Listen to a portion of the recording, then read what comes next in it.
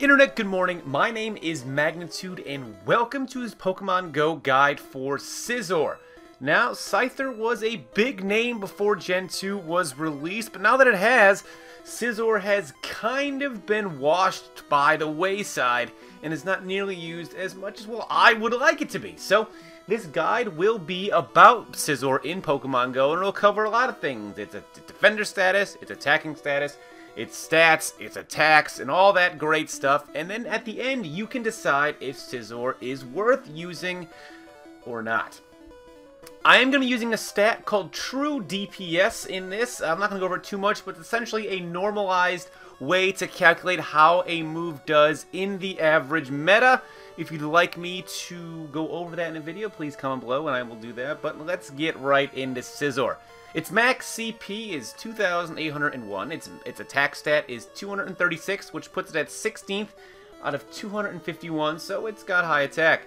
Defense is 191, which puts it 60th out of 251. And its stamina is 140, which puts it at 92 out of 251. Its buddy distance is 5 kilometers, so every 5 kilometers you walk with Scizor, you will get 1 Scizor candy, which will, of course, allow you to power up Scizor. And, of course, to get Scizor in general, you need to have 50 Scizor candy with a Scizor and a metal coat, which you can get from spinning Pokestops to your heart's content. But let's get into the actual guide, the actual usage, the actual everything with Scizor. Nothing cosmetic, let's get down to the nitty-gritty. In Pokemon Go, weaknesses and resistances do not work linearly like they do in the games. They work on like a stacking matrix. So I'll just go down the list real quick and we will start talking about weaknesses and resistances. Now, it singularly resists Bug, Quad weak to Fire, Quad resists grass and poison, resists normal, fairy, steel, dragon, ice, and psychic. So on the surface, if you go by just type advantages, Scizor's got a lot of ways it can be a quality defensive presence in Pokemon Go. But let's get a little deeper into this. Its moves, the rereason why you're here, its quick moves are Bullet Punch and Fury Cutter. Both of them get Stab.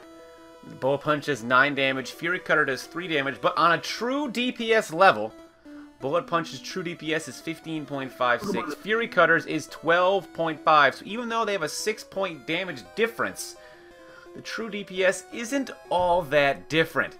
Now defensively, Bullet Punch does 3.1 average DPS, and Fury Cutter does 1.25, so obviously, I mean, Bullet Punch is obviously the better move, but from a defensive standpoint, Bullet Punch is that much more better than Fury Cutter. It's at least 2 times better than Fury Cutter from a defensive standpoint, even though it's only, I would say, about 20% better on a true DPS level. So defensively, you definitely want to go with Bullet Punch.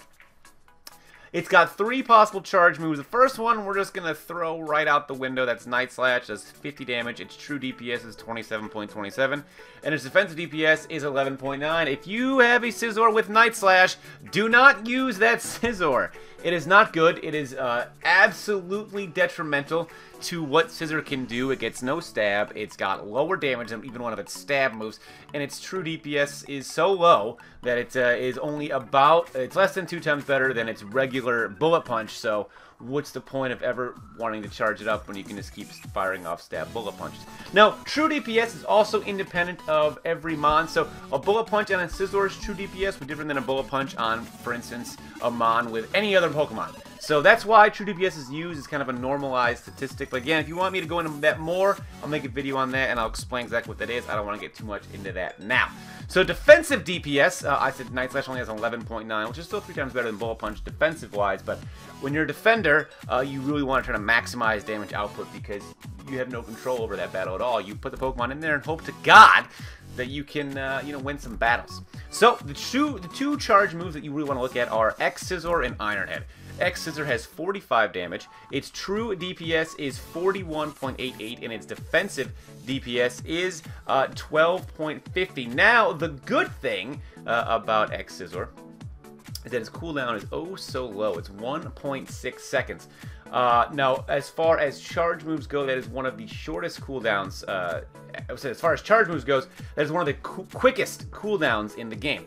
He also has Iron Head, which is a base power of 60. It gets 75 with stab. Its cooldown is 1.9 seconds. Its DPS, is 31.58.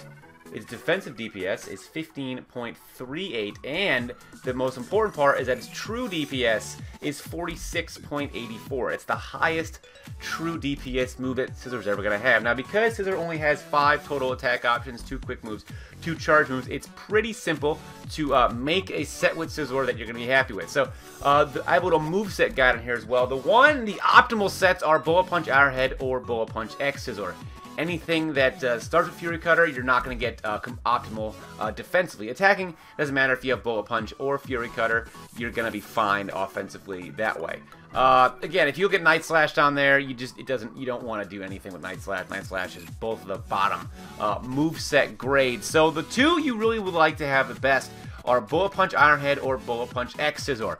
Now, if you have Fury Cutter Ironhead or Fury Cutter X Scizor, you're great. That's still fine if you don't want to throw your Scizor into a gym, because you can still attack with about the same efficiency if you had Bullet Punch or Ironhead. But if you are going to be throwing one of these Pokemon in a gym, you want Bullet Punch as your starting move. Even with Night Slash, Bullet Punch is still fine defensively, because you're going to be doing the most damage with Bullet Punch anyway. That Night Slash isn't going to come into effect that much. But the bottom tier, Fury Cutter Night Slash. If you have a Fury Cutter Night Slash Scizor, really and objectively and truly think about getting another Scizor, because it's not going to be able to do too much on either spectrum. As far as an attacker, Scizor does not rank very high, mostly because 2 of the biggest defenders are Gyarados and Vaporeon, and they both resist Steel as it is. You'll be seeing some Tyranitar, so do not shy away from using Scizor against Tyranitar, because Scizor, with the right moveset, can hit T-Tar super effectively. It's got 2 Steel moves, it's all about that super effective damage, so I would recommend Scizor against T-Tar. Just watch out for those fire attacks that Tyranitar might have, and you might get blown away and not even expect it. Now, overall, as a defender, Scizor is not that great. His defense and stamina stats are really not that high ranked. And as far as defensive DPS, he does not do that much damage. So if you have Scizor in a gym, expect it not to last very long, especially now that we have raids that can give Pokemon such as Charizard and Arcanine and even Typhlosion. If you do a couple Quilava raids, you'll be getting a lot of fire types and a lot of strong fire types against you. And as you know, Scizor is quad weak to fire, making him even less of a defensive option. So, if you guys enjoyed this video, please be sure to leave a like. This has been everything to know about Scizor. If you have any suggestions on videos you would like to see me do in the future as far as Pokemon Go guides go, leave a comment below. And if you want to see any other Pokemon Go type videos, be sure to comment those as well. Subscribe for more, and I'll be seeing each and every one of you guys next time. Good night.